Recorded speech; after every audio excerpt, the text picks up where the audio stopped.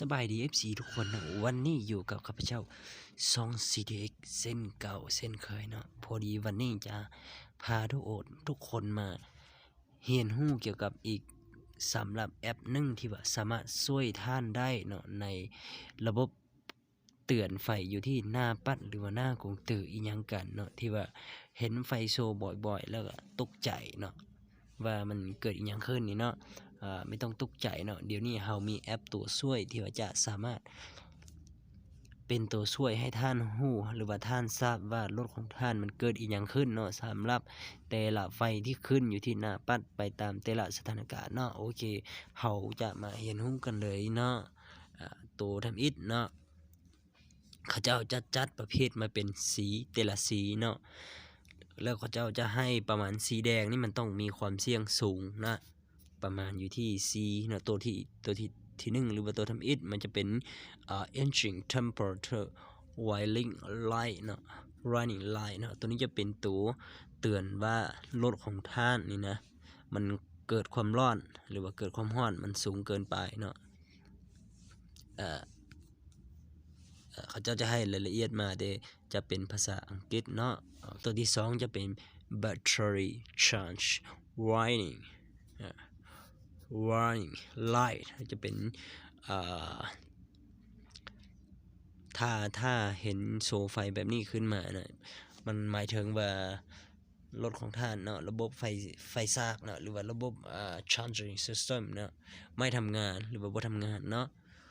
ควรจอดไว้แล้วก็เข้าอู่เนาะเพื่อกันหับซ่อมเนาะโอเคต่อไปเนาะจะเป็นตัวเขาจะเขียนว่า oil process running light เนาะตัวนี้จะเป็นระบบน้ำมันเครื่องเนาะถ้าว่ากำลังติดเครื่องแล้วก็เดินรอบอยู่เนาะเราเห็นไฟนี่โซกันหันนี่แสดงว่าต้องหยุดรถทันทีเนาะ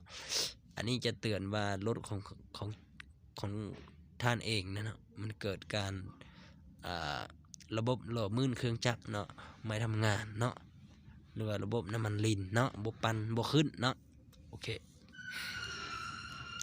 แล้วเราจะไปดูสีอื่นก็มีเส้นกันเนาะเขาจะให้ full option เลยเนาะสำหรับตัวนี้เนาะสามารถเอาไปเรียนต่อยอดในการเรียนรู้แล้วก็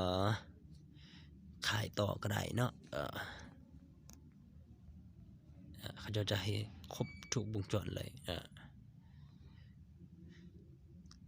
ตัวอย่างสมมุติเขาจะตัวที่ตกอยู่ที่สีเหลืองเขาจะเขียน ABS เนาะหรือว่า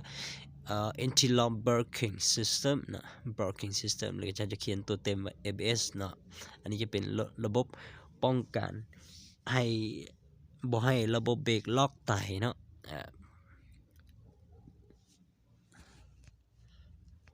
อย่างเช่นระบบ airbag นะindicator นะระบบ airbag dashboard นะมันจะมีครบเลยนะ lamp out นะ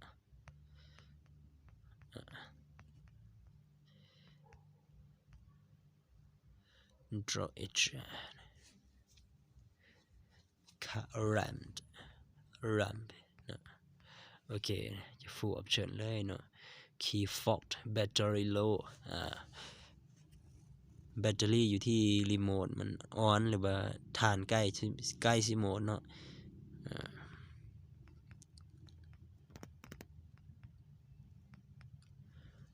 โอเคเนาะหวังว่าคลิปนี้จะเป็นบทเรียนให้แก่ FC ทุกคนเนาะ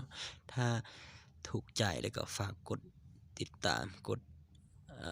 follow แล้วก็กดกระดิ่งเพื่อแจ้งเตือนแล้วก็เป็นกำลังใจให้ช่องของข้าพเจ้าเนาะเพื่อที่จะนำเอาความรู้ที่ดีๆเกี่ยวกับแอปหรือว่าเกี่ยวกับคู่มืออีหยังกันนี่มาเผยแพร่ให้ทุกคนได้รับชมไปน้ำกันเนาะ